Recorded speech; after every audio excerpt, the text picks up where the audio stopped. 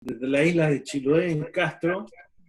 Aquí estamos escondidos en nuestra casa, igual que ustedes, eh, con mucha incertidumbre, humanamente hablando, pero también con mucha convicción de que estamos en las manos del Señor.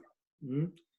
Estoy estudiando la primera carta del apóstol Pedro con los hermanos de la Patagonia y, y quería decirles algo de esta carta, que Dios es nuestro Señor, que mantiene y controla el universo y que absolutamente nada ocurre sin su autorización. Quería que me acompañaran en Primera de Pedro, la primera carta del apóstol Pedro. Vamos a leer ahí el capítulo 3, la primera carta del apóstol Pedro, en el capítulo 3, el versículo 22, Primera de Pedro 3, 22,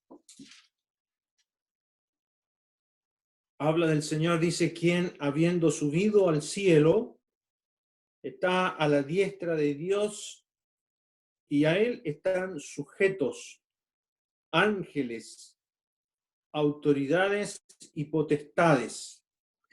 Y fíjense, hermano, que el apóstol Pedro ha estado hablando a estos creyentes que deberían respetar a las autoridades, incluso al rey, que en ese momento era el hombre más horrible y despiadado que podría haber existido, que es Nerón. Y Nerón, en el año 64, en el mes de julio, se cree que él fue el que quemó Roma. El historiador Tácito dice que todos sospechaban que él fue el que quemó Roma para poder reedificarla en mármol en honor a su persona. De los 14 barrios que se quemaron en ese incendio que duró 6 días y 7 noches, quedaron parados 2 o 4 barrios donde vivían los cristianos. Entonces Nerón dijo, ellos son los culpables. Pablo había apelado a César, estaba en trámite su apelación y lo mandó a decapitar. Y comienza una tremenda persecución contra la iglesia, donde murieron muchos cristianos. Fue horrible lo que ocurrió. Nunca antes, en el primer siglo, había ocurrido una persecución tan sanguínea contra los cristianos. Antes había sido ocasional, pero ahora era patrocinada por el Estado, por el Imperio Romano, una persecución cruel contra el cristianismo. Y aquí el apóstol Pedro dice que el Señor está sentado en su trono, ha subido al cielo, está sentado a la diestra de Dios y a él están sujetos ángeles, autoridades y potestades. Y aquí la expresión autoridades se refiere incluso a la autoridad que tienen los gobernantes como Nerón. Todos ellos están sujetos a lo que Dios dice en alguna medida y van a tener que dar cuenta a Dios de sus actos, ¿ya? Y por eso nosotros los creyentes no nos metemos en política, porque Dios, como dice Daniel capítulo 2, pone y quita reyes, y Él tiene un control soberano sobre todo lo que ocurre. Y también sobre esto que está pasando en nuestras vidas, esta amenaza que nos envuelve, que nosotros no sabemos qué va a ocurrir, de algún modo también Dios, hermanos, tiene control sobre esto. Él sabe quiénes de nosotros vamos a partir a su presencia y quiénes vamos a seguir aquí. Y Él sabe cuándo va a terminar esto. Nosotros no sabemos qué va a ocurrir. Pero es interesante que el apóstol Pedro escribe esta carta meses antes que esta tremenda persecución ocurra y prepara los ánimos de estos creyentes.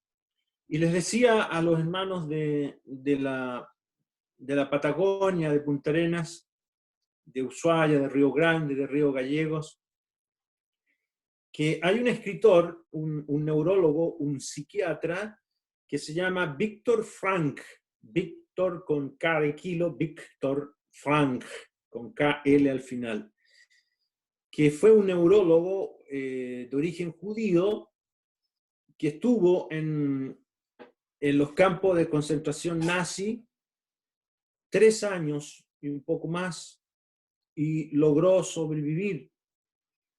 Y este hombre escribe un libro, varios libros ha escrito, pero uno de ellos se llama El hombre en busca de sentido.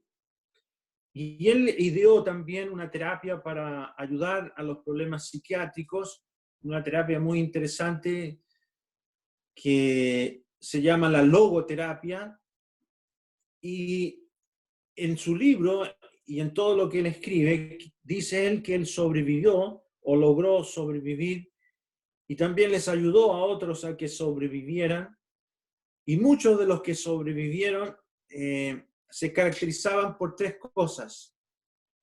Otros no lograron sobrevivir, murieron, sucumbidos por el dolor, sucumbidos por todo lo que significaba estar allí.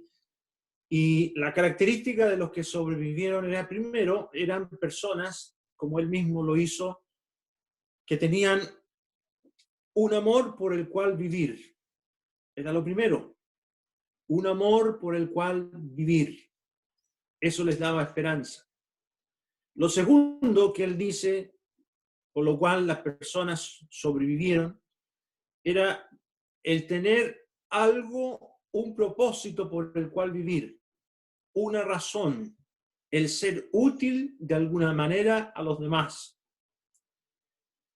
Y lo tercero que él señala es tener un futuro, la convicción de un futuro. Y había gente ahí dentro del mundo judío que eran creyentes en Dios y tenían esperanza en Dios y veían un futuro y lograron sobrevivir. Cuando él entró al campo de concentración, le pasaron el típico uniforme a rayas que le pasaban a todos, que era de otro que había ya muerto, y en el bolsillo tenía un papel arrugado donde decía que había que orar por Israel. Y él pensó en eso, pensaba en eso, y empezó a recordar el futuro que Dios tiene para Israel. Y eso le hizo sobrevivir. Y hermanos, nosotros en esta pandemia que nos está rodeando, bombardeando, que nos desanima, que no sabemos qué va a pasar, si nos vamos a contaminar, no sabemos qué va a ocurrir después que termine esto, ¿ya? Yo le decía a un hermano, bueno, se va a terminar el fútbol, ya no va a haber más estadios llenos, ya no va a haber más problemas con las barras bravas. Se acabó todo este asunto, es dineral gastando en pagar a estos hombres con tanto dinero. Me parece que van a tener que empezar a jugar fútbol virtualmente. Bueno, allá ellos. Pero ¿qué de nosotros, hermanos? Yo creo que van a haber cambios muy serios. Van a haber cambios muy serios. Y tienen que haberlo en cada uno de nosotros. Pero el apóstol Pedro en esta carta les habla de estas 3 cosas. En el capítulo número 1, si ustedes quieren me acompañan, en el capítulo número 1, el apóstol Pedro les dice, en el versículo número 3, dice: bendito el Dios y Padre de nuestro Señor Jesucristo, que según su grande misericordia nos hizo renacer para una esperanza viva. Ahí dice viviente, por la resurrección de Jesucristo de los muertos. Nosotros tenemos una esperanza viviente. Eso significa que está latente. No es una ilusión, no es una mentira, es algo real que tenemos nosotros. Y además dice en el versículo 4, para una herencia incorruptible, incontaminada, inmarcesible, reservada en los cielos para vosotros. Aquí tenemos una herencia garantizada, está reservada.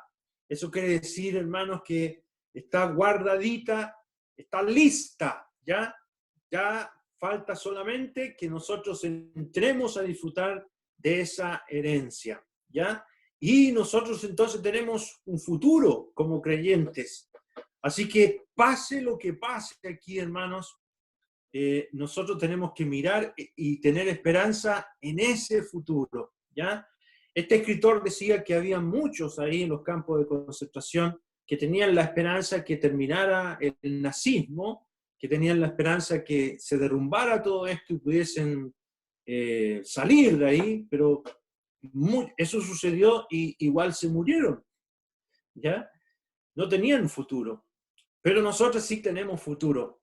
Además, algunos que, como él decía, que sobrevivían porque tenían a alguien que los estaba esperando, a quien amaban, pero muchos de esos familiares suyos murieron. El mismo Víctor Frank vio morir a sus papás, a su esposa, y, y muchos de ahí también perdieron a sus seres queridos. Pero nosotros, hermanos, tenemos a alguien a quien debemos amar, como el apóstol les dice a estos creyentes remitentes de esta carta, en esa provincia de Turquía hoy día, donde muchos estaban siendo amenazados por esta tremenda persecución. Les dice en el verso número 8, a quien amáis, hablando del Señor, a quien amáis sin haberle visto, en quien creyendo, aunque ahora no lo veáis, os alegráis con gozo inefable y glorioso. Y fíjense que el apóstol Pedro le está diciendo a ellos, dice textualmente en el original, a quien aman ustedes, aunque nunca han visto, en quien creyendo, aunque ahora no lo han visto.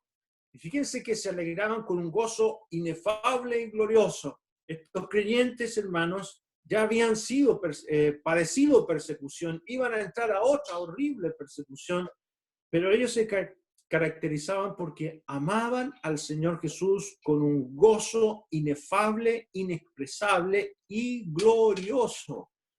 Y hermanos, nosotros también lo que necesitamos en este momento de angustia, de inestabilidad emocional, yo les confieso que tengo que tomar mis medicamentos para poder dormir, porque tengo la tendencia a las crisis de pánico, es un asunto de mi familia, pero siempre que leo la Biblia, hermanos, y veo que tengo que gozarme en el Señor, duermo mejor. Y aquí el apóstol está diciendo, ustedes, le está diciendo a estos creyentes, ustedes se gozan en el Señor, tienen un amor impresionante, está alabando a estos creyentes. Y en el versículo anterior, fíjese que en el versículo número 6 dice lo mismo, en lo cual vosotros os alegráis, aunque ahora por un poco de tiempo, si es necesario, lo que dice textualmente, necesario es que tengáis que ser afligidos en diversas pruebas, para que sometida a prueba vuestra fe, mucho más preciosa que el oro, el cual, aunque perecedero, se prueba con fuego, sea hallada en alabanza, gloria y honra cuando sea manifestado Jesucristo. Y le está diciendo a ellos, le está diciendo que ahora, por un poco de tiempo, gracias a Dios que las pruebas del Señor siempre son así, breves y por un poco de tiempo, quiere decir que el Señor los iba a hacer pasar por el crisol de la prueba para que la prueba saliese en estas cosas que todo el mundo busca en el verso número 7. Alabanza, gloria y honra. El mundo estaba buscando eso. Alabanza, gloria y honra. Y nosotros, ¿cómo vamos a obtener esas tres cosas? Por ser destacados empresarios, por ser destacados profesionales, por tener éxito en la vida. No, a través de la prueba, a través del sufrimiento. Y hermanos, posiblemente Dios ha permitido también esto para nosotros, porque Él quiere que pasemos esta prueba y encontremos delante de Él esta alabanza, gloria y honra cuando sea manifestado Jesucristo. Eso es lo que quiere el Señor. Ahora también, hermanos, Es interesante, hermanos amados, que el apóstol Pedro prepara el ánimo, les dice a ellos que tienen un futuro, les dice a ellos que ellos aman al Señor Jesucristo y eso los mantenía a flote y activo. Y también les dice que tienen que ser útiles a otros. Generalmente cuando uno está en aflicción, cuando uno está en aprietos, bajo presión, perseguido, cuando ha perdido la esperanza, uno tiende a ser egoísta, a pensar en uno mismo.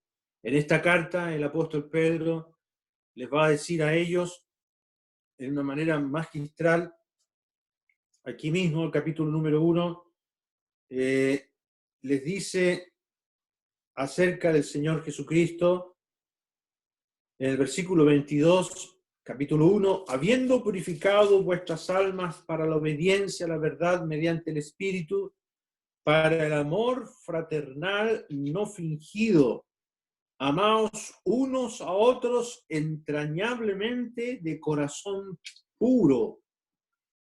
Y esto, hermano, es muy importante, que hemos sido renacidos para una esperanza viva que tenemos en los cielos, pero para amarnos entrañablemente.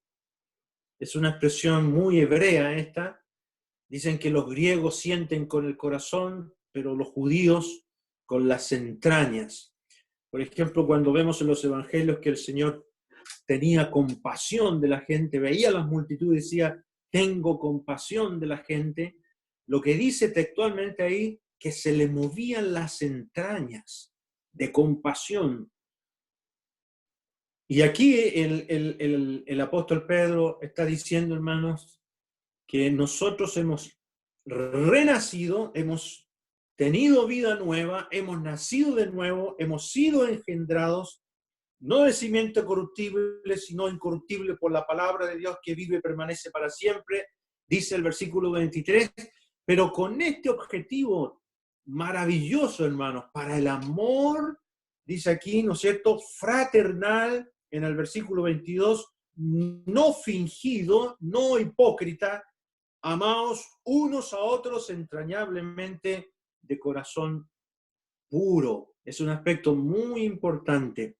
Y solamente el creyente, el verdadero renacido, puede amar, puede perdonar, puede pasar por alto ofensas, puede ahora acercarse al que le ha ofendido y bendecirlo. ¿Y por qué? Porque esta es la clase de personas que Dios genera con su Santo Espíritu. Y a propósito de esto, hermanos, los minutos que me quedan, yo quería hablarles que el apóstol Pedro coloca en su carta siempre como ejemplo al Señor Jesucristo. Y yo quería hablarles ahora de la amabilidad de Cristo en medio del sufrimiento. Y el apóstol Pedro también les va a enseñar a estos creyentes que van a sufrir de una manera horrible la amabilidad en medio del sufrimiento. Vamos a leerlo en el capítulo número 2, primera de Pedro, capítulo número 2, en el verso 16, dice en el capítulo 2, en el versículo 16, como libres, pero no como los que tienen la libertad como pretexto para hacer lo malo, sino como siervos de Dios, honrad a todos, amad a los hermanos, nuevamente lo repite, temed a Dios, honrad al rey, y ese era Nerón, criados estad sujetos con todo respeto a vuestros amos, no solamente a los buenos y afables, sino también a los difíciles de soportar, porque esto merece aprobación si alguna causa de la conciencia delante de Dios sufre molestias, padeciendo injustamente. Pues qué gloria es si pecando sois abofeteados y lo soportáis, mas si haciendo lo bueno sufrís y lo soportáis, esto ciertamente es aprobado delante de Dios. Pues para esto fuisteis llamados, porque también Cristo padeció por nosotros, dejándonos ejemplo para que sigáis sus pisadas, el cual no hizo pecado ni se halló engaño en su boca, quien cuando le maldecían no respondía con maldición, cuando padecía no amenazaba, sino encomendaba la causa al que juzga justamente, quien llevó él mismo nuestros pecados en su cuerpo sobre el madero, para que nosotros, estando muertos a los pecados, vivamos a la justicia, y por cuya herida fuisteis sanados. Porque vosotros eres como ovejas descarriadas, pero ahora habéis vuelto al pastor y obispo de vuestras almas. Aquí Pedro nos enseña que el distintivo de un renacido, como ya lo hemos mencionado en el capítulo número 1, es que ha aprendido a sufrir como su Salvador. Y saben, hermanos, este es un distintivo de un verdadero renacido, de un verdadero hijo de Dios. Sufrir como el Señor, ¿ya? Aprender a ser como el Señor en el dolor, en el sufrimiento. Y todo redimido, todos nosotros hemos sido llamados, hermanos, para ser como el Señor, para seguir su ejemplo. Aquí, en el versículo número 21, está uno de los 5 llamados de esta carta. Dice en el versículo 21, pues para esto fuisteis llamados, porque también Cristo padeció por nosotros, dejándonos ejemplo. La palabra ejemplo ahí es la palabra plantilla. Era como cuando uno antes, me acuerdo yo, cuando era niño, existían esos cuadernos de caligrafía. Mi hermano Luis Beisa los debe acordar, y todos los viejitos aquí. ¿No es cierto? Uno le hacían, tenía que seguir los puntitos que había en el cuaderno de caligrafía y haciendo la letra. La palabra aquí, ejemplo, es plantilla. Nosotros tenemos que, con nuestra vida, hacer la caligrafía de la vida de Jesucristo, seguirlo a Él, el ejemplo que Él nos dejó.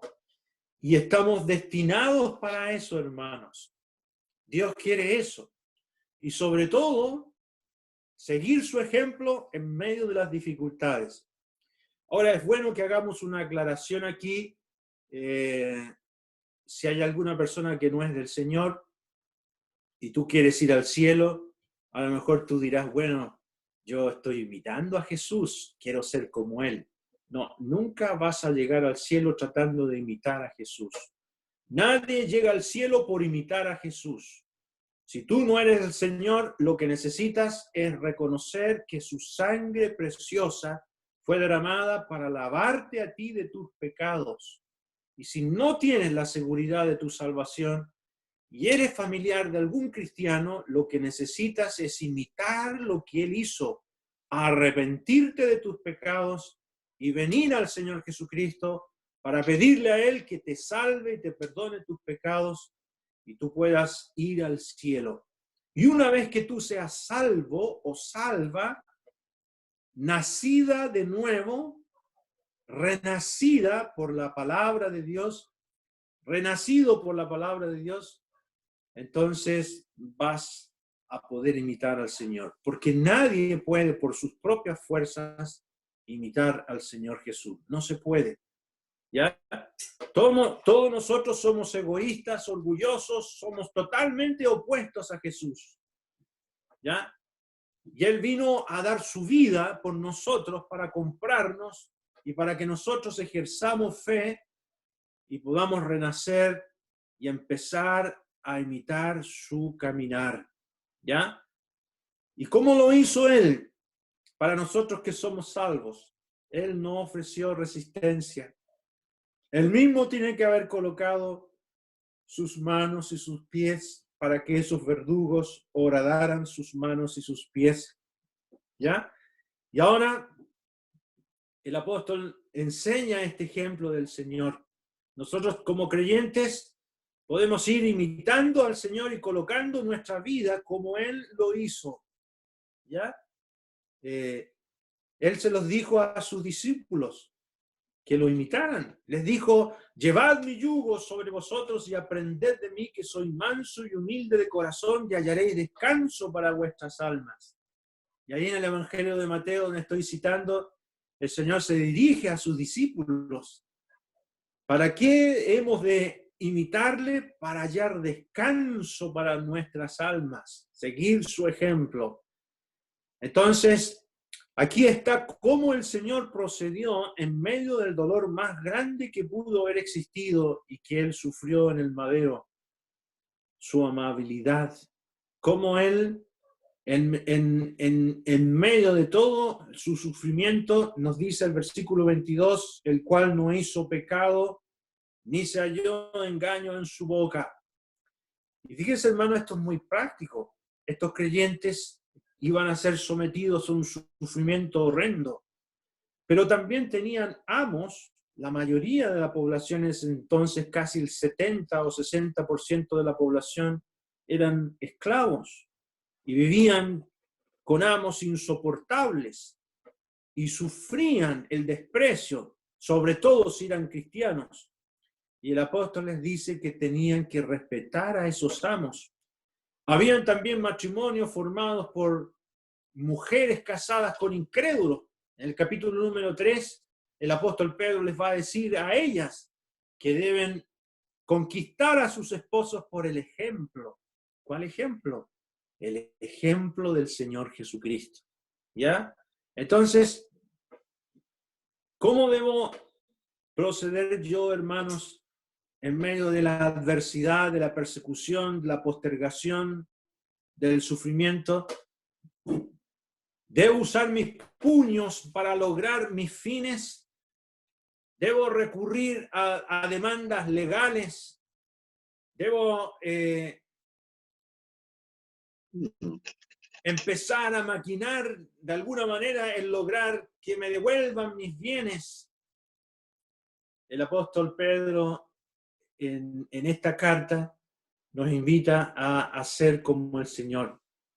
Estar incluso dispuesto a perderlo todo, como lo hizo el Señor. Incluso a orar por esos verdugos. Mire cómo dice en el versículo número 23, quien cuando le maldecían no respondía como maldición, cuando padecía no amenazaba, sino encomendaba la causa al que juzga justamente. Y hermanos, vuelvo a repetir, una característica de un renacido es sufrir como sufrió el Señor, padecer como padeció el Señor. Y esto es muy importante, hermanos. Los creyentes de Galacia, en las iglesias, se estaban mordiendo unos a otros. Mire cómo dice en Gálatas capítulo 5, versículo 15. Gálatas capítulo 5 y el versículo número 15. Les dice Pablo, pero si os mordéis y os coméis unos a otros, mirad que también no os consumáis unos a otros. Y por esta lucha que tenían ellos de querer ser más espirituales que otros por guardar la ley, o por las disputas internas que tenían entre ellos, se estaban mordiendo unos a otros. Y el apóstol les dice, mirad que también no os consumáis unos a otros. No estaban imitando al Señor. Y cuando vamos a la carta a los corintios estaban denunciando unos a otros delante de los tribunales. Vamos a leerlo, 1 Corintios, capítulo número 6. Nos dice ahí, 1 Corintios, capítulo número 6. En el versículo 5 dice, para avergonzaros lo digo, pues que no hay entre vosotros sabio ni aun uno que pueda juzgar entre sus hermanos, sino que el hermano con el hermano pleitea en juicio, y esto ante los incrédulos. Habían llevado sus disputas como hermanos ante los incrédulos, habían ido a los juzgados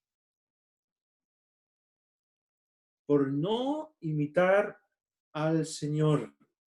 Y la propuesta del apóstol está en el versículo 7. Dice: así que por cierto es ya una falta entre vosotros que tengáis pleitos entre vosotros mismos.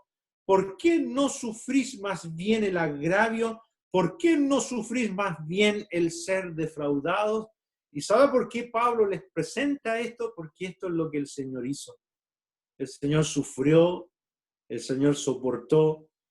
Y esta es la característica, hermano, la vida amable. ¿Saben, hermanos? La vida amable es lo más difícil de vivir porque no es natural. Y por eso Pedro coloca el ejemplo del Señor. La vida amable no es natural. Que uno perdone al que lo ofende no es natural. Que uno ponga la otra mejilla no es natural. Y uno lee eso en el Sermón del Monte del Señor y uno dice, bueno, esto es sobrenatural. ¿Cómo se va a hacer esto en este mundo? Y el Señor lo vivió. Así lo vivió el Señor. ¿Ya? Bueno, aquí está, hermanos, la clase de vida que engrandece. El apóstol Pedro presenta la obra del Señor Jesucristo y su ejemplo, y cómo nosotros podemos vivir ahora en forma distinta. Porque quien no vive esto es un hijo del diablo. ¿Ya? Por eso me gusta mucho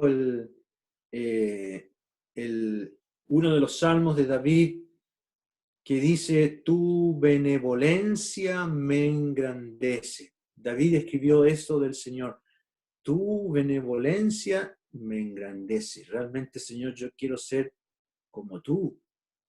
Tu benevolencia me engrandece. Realmente, Señor, es eso lo que necesito, ¿ya? Y además, hermanos, es fruto del Espíritu en sus redimidos. El amor, el gozo, la paz, la paciencia, la dignidad, la bondad, la mansedumbre, la templanza. Todo eso, hermanos, es parte del fruto del Espíritu Santo que realmente a nosotros nos engrandece, porque es la vida de Cristo. El fruto del Espíritu es la vida de Cristo y nosotros debemos poseer ese fruto del Espíritu, ¿ya? Bueno, es interesante, hermanos, que aquí en el versículo número 24, el apóstol, vamos de nuevo a Primera de Pedro, capítulo número 1, capítulo 2, en el versículo 24 dice: quien llevó él mismo nuestros pecados en su cuerpo sobre el madero.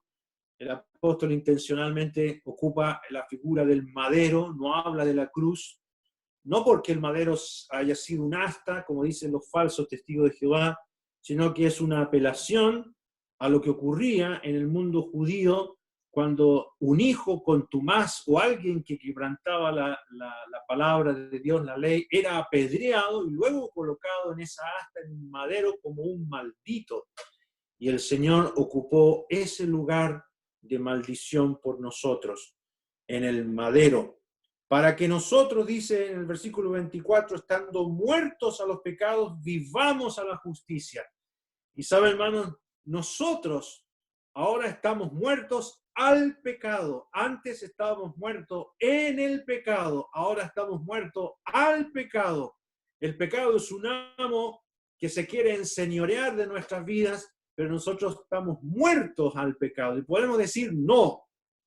Podemos detenernos frente al pecado. ¿Por qué? Porque estamos muertos al pecado, porque Cristo murió por nosotros y pagó nuestras deudas y nos liberó del yugo del pecado, ¿ya? Y para que vivamos a la justicia. ¿Y qué es lo que es vivir a la justicia? Es la vida de Cristo.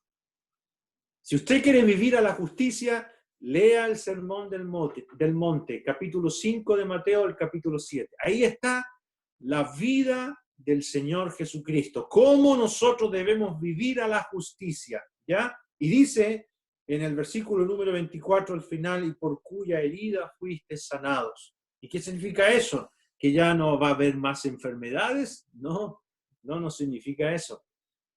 Significa que nuestra alma ha sido sanada. Por eso dice en el versículo 25, porque vosotros erais como ovejas descarriadas. Es sanidad del alma, no del cuerpo, no es sanidad física. La herida del Señor Jesucristo ha redundado para que nuestra alma sea sanada y podamos ahora perdonar, disfrutar, amarnos con amor fraternal, querernos, buscar el bien del otro. Todo eso ahora lo podemos hacer como verdaderos hijos de Dios por la obra del Señor Jesucristo. ¿Ya? Esa es la vida cambiada, la vida nueva que Dios ha colocado en nosotros por la obra del Señor Jesucristo. Él murió por nosotros para que nosotros, ahora cualquier cosa que nos pase, hermanos, tenemos una esperanza viva. Él resucitó de entre los muertos, va a volver por nosotros y nos va a traer esa bendición tan grande y vamos a disfrutar de esa herencia y vamos a ser manifestados con Él en gloria. Y hermanos, tenemos a alguien a quien amar, tenemos un futuro y tenemos una razón por la cual vivir. Y si sobrevivimos a esta pandemia, hermanos, no solamente tenemos que predicar el Evangelio, tenemos que vivir como creyentes, transformados, que en nuestro trabajo, en nuestro ambiente, la gente se dé cuenta que somos como el Señor. Ese es el objetivo de la vida renacida. Vamos a dejar hasta aquí la palabra del Señor. Voy a hacer una pequeña oración. Padre amado, queremos agradecerte, nuestro Dios, por la obra de tu amado Hijo. Te agradecemos, nuestro Padre Celestial, que tenemos una esperanza viviente, tenemos una herencia reservada en los cielos para nosotros, y también, nuestro Dios, podemos amar y regocijarnos y sentir en nuestro corazón, nuestro Dios, este gozo inefable y glorioso, porque sabemos que nuestro Señor pronto volverá. Ayúdanos, nuestro Dios, a seguir su ejemplo, los que somos tuyos. Y si hay alguien que no es de Él, que todavía está en sus pecados, que tú le lleves al arrepentimiento, nuestro Dios, para que busque a Él, Señor, como su Salvador. Quedamos en tu presencia, en el nombre del Señor Jesús. Amén.